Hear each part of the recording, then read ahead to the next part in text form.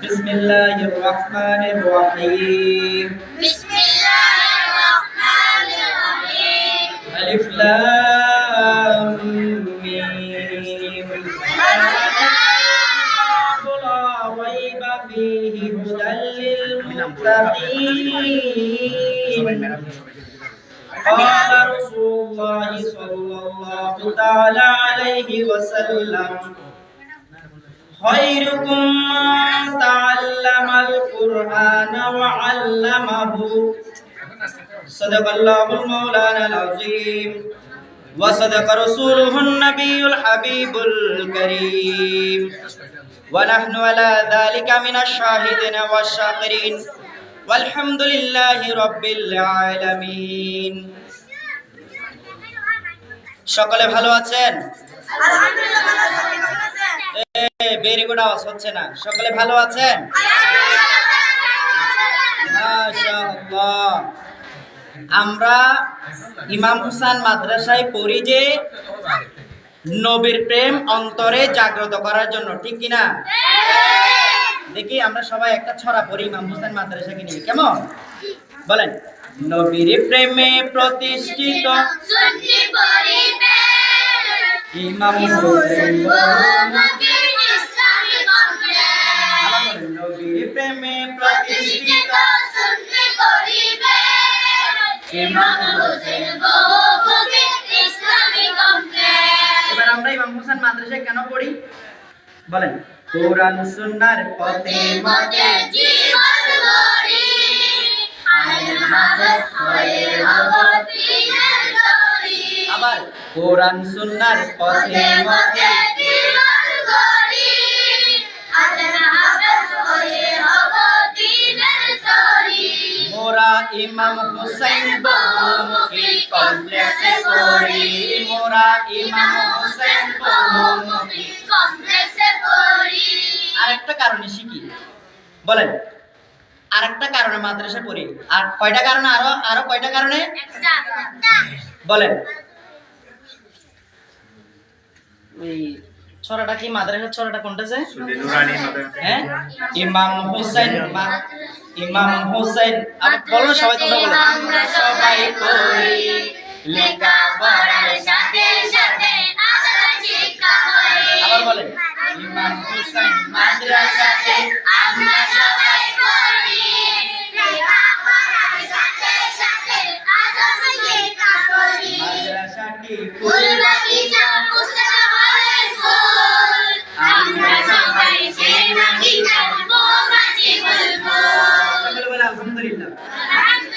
তাহলে আমি প্রথমে কালামুল্লাহ শরীফের তেলাওয়াত করেছি। কিসের তেলাওয়াত করেছি? কথা বলতেছেন না আপনারা? কিসের তেলাওয়াত করেছি? কিসের তেলাওয়াত করেছি? যে এখানে আল্লাহ বলছেন যে দালিকাল কিতাব। কি বলেছেন? যাতে কোনো সন্দেহ নেই। যারা এই কিতাব পড়বে, যারা এই কিতাব অনুসরণ করবে, যারা এই কিতাব মহব্বত করবে, যারা এই কিতাব ভালোবাসবে, যারা এই কিতাব তেলাওয়াত করবে, যারা এই কিতাব শিখবে, তারা হেদায়েত প্রাপ্ত হবে, সঠিক পথের দিশারি হবে। সুবহানাল্লাহ বলেন। ফিহি হুদাল্লিল মুত্তাকিন, ফিহি হুদাল্লিল মুত্তাকিন। আমার বাবারা কেউ কথা বলবেন না। ফিহি হুদাল্লিল মুত্তাকিন। তাহলে মুত্তাকিদের জন্য পথ প্রদর্শক, সবার জন্য নয়। কাদের জন্য? মুত্তাকিদের। আমার মা বোন এবং আমার বাবারা সবাই খেয়াল করবেন, কাদের জন্য পথ প্রদর্শক? মুত্তাকিদের জন্য, সকলের জন্য নয়। তাহলে আমরা এই পথ প্রদর্শন করার জন্য, মুত্তাকি হওয়ার জন্য, সঠিক পথের দিশা পাওয়ার জন্য কোথায় পড়েছি? বুঝতেছেন না? কোথায় পড়ছি? কোথায় পড়ছি? এবার আমার নবী বলছেন, দেখেন, যারা ইমাম হুসাইন মাদ্রাসায় পড়ে মুত্তাকি হওয়ার জন্য, সঠিক পথের দিশারি হওয়ার জন্য, সঠিক পথ পাওয়ার জন্য, খায়রুকুম মা তাআল্লামাল কুরআনা ওয়া আল্লামাহু। সকলে বলি মারহাবা, সুবহানাল্লাহ। পৃথিবীর জমিনে সর্বোত্তম, সর্বশ্রেষ্ঠ, সর্ব আলা, সর্বভালা, সর্ব উৎকৃষ্ট মানব হচ্ছে যারা কোরআন তেলাওয়াত করে, কোরআন তেলাওয়াত শিখে, কোরআন তেলাওয়াত অনুসরণ করে, কোরআন তেলাওয়াত মহব্বত করে ইমাম হুসাইন মাদ্রাসায় পড়ে। সুবহানাল্লাহ বলেন। তাহলে আমি কোরআন থেকে বলেছি, বাইরে থেকে বলেছি? হাদিস থেকে বলেছি, বাইরে থেকে বলেছি? তাহলে কোরআন তেলাওয়াত করার কথা, ইমাম হুসাইন মাদ্রাসায় পড়ার কথা আল্লাহ এবং রাসূল বলেছেন। আল্লাহ এবং যারা ইমাম হুসাইন মাদ্রাসায় আসে, পড়ে, বসে, তাদেরকে সর্বোত্তম বলেছেন কে? আল্লাহ এবং আল্লাহর রাসূল। আল্লাহ এবং সকলে মারহাবা বলি। আওয়াজ আসছে না? সকলে মারহাবা বলি। আলহামদুলিল্লাহ। আমি আলোচনা দীর্ঘ করব না, সংক্ষেপ, যেহেতু আমাদের সম্মানিত বড় হুজুর মহোদয় ওনার পবিত্র জবানে আমাদের সকলকে সবক প্রদান করবেন, সেই লক্ষ্যে আমি আলোচনা করব। আমি শুধু কয়েকটা কনসেপ্ট আপনাদের কাছে তুলে ধরব, এর চেয়ে বেশি কিছু নয়। ইমাম হুসাইন মাদ্রাসার লক্ষ্য উদ্দেশ্য কি? ইমাম হুসাইন মাদ্রাসা আপনি পড়ছেন কেন? ইমাম হুসাইন মাদ্রাসা পড়লে আপনার ফজিলত কি, লাভ কি, বিরোধিতা করলে ক্ষতি কি, জানার দরকার আছে না? আছে। জানার সময়, বুঝার সময়, শোনার সময় কথা বলবো, সাইড টকিং করবো? মাশাআল্লাহ। এই শিক্ষাটা আমি আমার মা বোনদের জন্য বলছি। একটা সন্তান গর্ভের মধ্যে ছিল, ওর বাবা মারা গিয়েছে। মারা যাওয়ার আগে ওসিয়ত করে গিয়েছে, আমার সন্তানকে, সন্তান যখন উপযুক্ত হবে আমার সন্তানকে আমার নবীর বাগানের ফুল বানাবে। বাবা যখন মারা গেলেন, বাবা আযাবের মধ্যে ছিলেন। সন্তান ভূমিষ্ঠ হওয়ার 4 বছর 4 মাস 4 দিনের সময় যখন সবক দিলেন, বড় হুজুর বলছেন যে আউযু বিল্লাহি মিনাশ শাইতানির রাজীম, বিসমিল্লাহির রহমানির রহিম, আলহামদুলিল্লাহি রাব্বিল আলামিন। সকলে বলেন আর রহমানির রহিম। মাশাআল্লাহ। এই সূরা ফাতিহার সবক দেওয়ার সাথে সাথে কবরের মধ্যে ওই বান্দার আযাব আল্লাহ উঠিয়ে নিয়ে গিয়েছেন। সুবহানাল্লাহ বলেন। এবার আপনার সন্তান তালিবে ইলম, এটা কেমন ফজিলতওয়ালা সন্তান চিন্তা করুন। হযরত আমরা হাসান বসরীকে চিনি, নাম শুনেছি হযরত হাসান বসরীকে। যুগ শ্রেষ্ঠ একজন আল্লাহর ওলি ছিলেন। আমার মা বোনদের দৃষ্টি আকর্ষণ করব। তা হাসান বসরীর কাছে একজন আসলেন, যে হাসান বসরীর কাছে একজন আসছেন যে আমার মা মারা গিয়েছে, দীর্ঘ বছর হচ্ছে, সন্তান এসেছেন, হুজুর আমি আমার মা কেমন আছে কবরের মধ্যে একটু স্বপ্নে দেখতে চাই, আপনি আমাকে কোনো একটা ওজিফা, কোনো একটা তাসবিহ শিখিয়ে দিন। তখন হুজুর শিখাতে চাচ্ছেন না, কারণ কবরের পরিস্থিতি ভালো হলে না, যদি খারাপ হয়, তখন ওই সন্তান যখন বেশি অনুন্নয় বিনন্ন করলেন, করুণা করলেন, হুজুর ওনাকে একটা তাসবিহ শিখিয়ে দিলেন। যখন ঘুমানোর সময় ও তাসবিহ পড়ে ঘুমালেন, দেখতে পেলেন ওই সন্তানের আম্মা জান আযাবের মধ্যে, জাহান্নামের আগুনের মধ্যে জ্বলছে। জুড়ে বলেন না নাউযুবিল্লাহ। সে ঘুম থেকে উঠে ছটফট করতে লাগলেন, চিন্তার মধ্যে পড়ে গেলেন, কান্নাকাটি করতে লাগলেন। দৌড়ে হুজুরের কাছে আসলেন, হুজুর আমি আমার মা জননীকে দেখেছি কঠিন আযাবের মধ্যে নিমজ্জিত হয়েছে। হুজুর আমি এখন কি করব? আমাকে এর একটা সমাধান দিন, আমাকে এর একটা পথ দিন, একটা দিশা দিন, আমি কিভাবে আমার মায়ের আযাব থেকে মুক্ত করব। তখন হাসান বসরি রাহমাতুল্লাহ আলাইহি বললেন, ভাই আপনি ভিডিওর সামনে হাঁটেন কেন, বারবার দেখেন না এই ভিডিও। হাসান বসরি রাহমাতুল্লাহ আলাইহি স্বপ্নের মধ্যে ওই হাসান ওকে তাসবিহ, যে বাচ্চাকে তাসবিহ শিখিয়ে দিলেন, ওই তাসবিহটা উনি পড়ে নিদ্রান্বিত হলেন।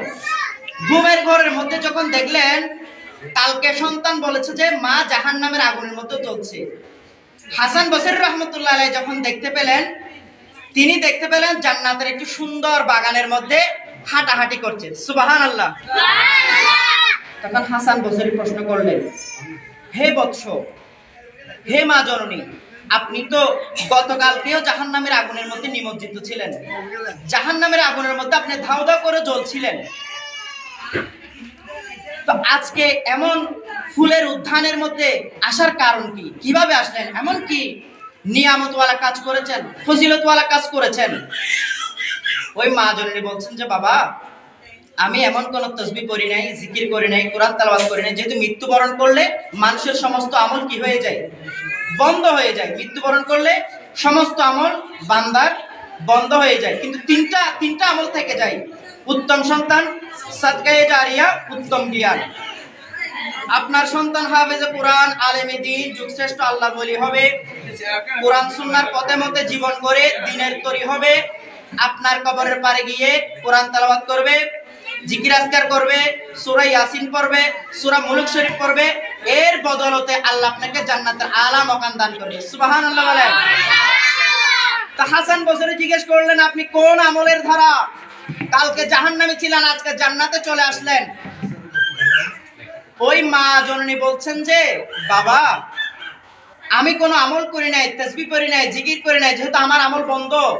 আমার কবরের পাশ দিয়ে হযরত ইমাম হুসাইন রাদিয়াল্লাহু তাআলা বহুমুখী ইসলামিক কমপ্লেক্সের একজন কোরআনের পাখি, একজন কোরআনের ধারক বাহক, একজন আল্লাহওয়ালা, একজন তালেবে ইলম আমার কবরের পার দিয়ে হেঁটে যাওয়ার কারণে আল্লাহ আমার সমস্ত গুনাহ ক্ষমা করে জান্নাতি বানিয়ে দিয়েছেন। জোরে বলেন সুবহানাল্লাহ। আল্লাহু আকবার, আল্লাহু আকবার।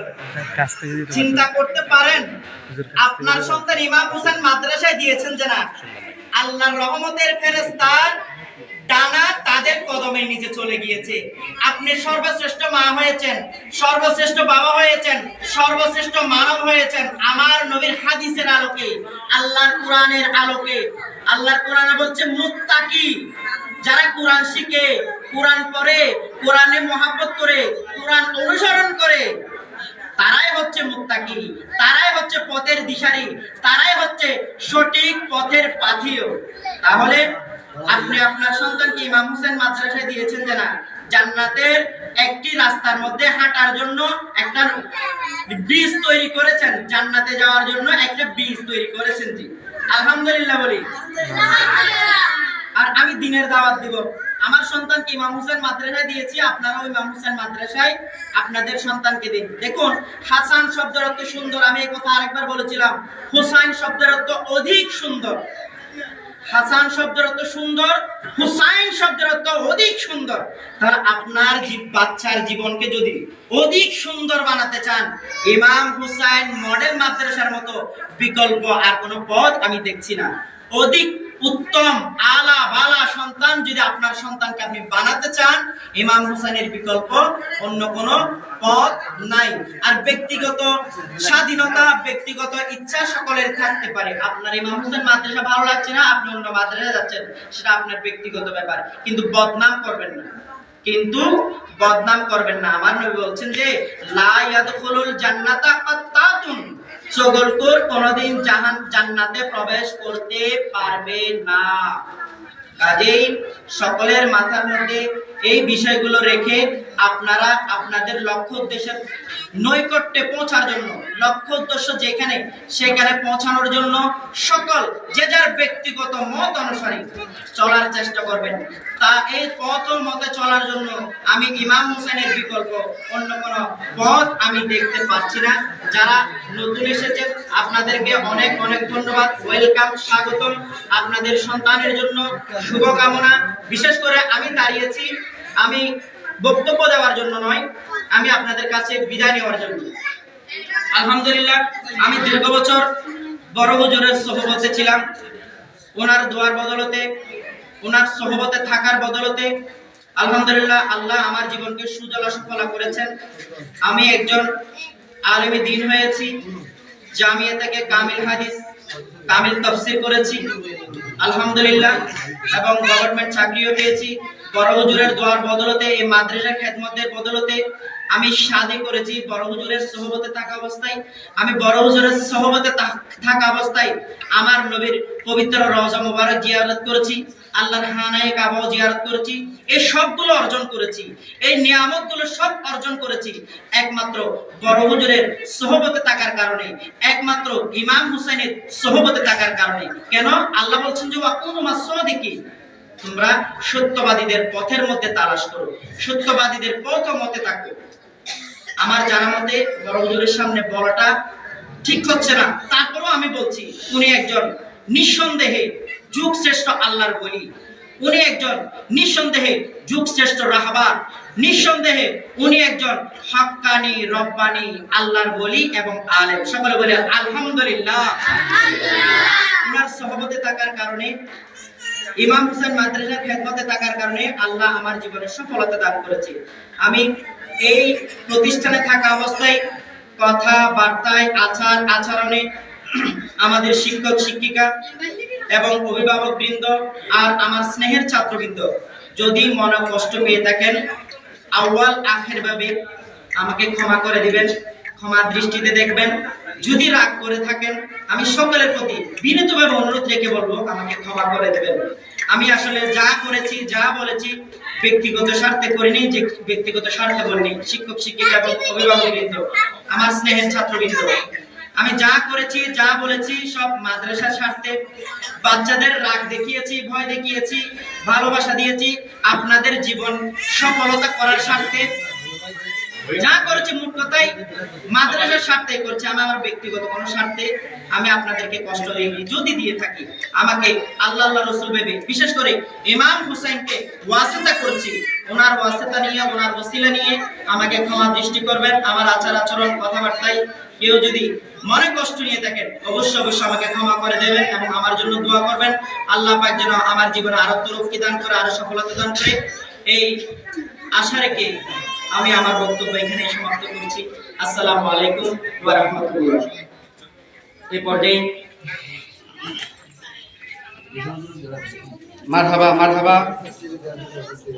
হ্যাঁ, বিদায়ী অগ্রগতি আপনার পদাচরণায় ইমাম হোসেন মাদ্রাসা দীর্ঘদিন আলোকিত হয়েছিল। আপনাকে আজকে এই মুহূর্তে বিদায় লগ্নে বিদায় শব্দটি আমাদের মুখ দিয়ে এসে খুবই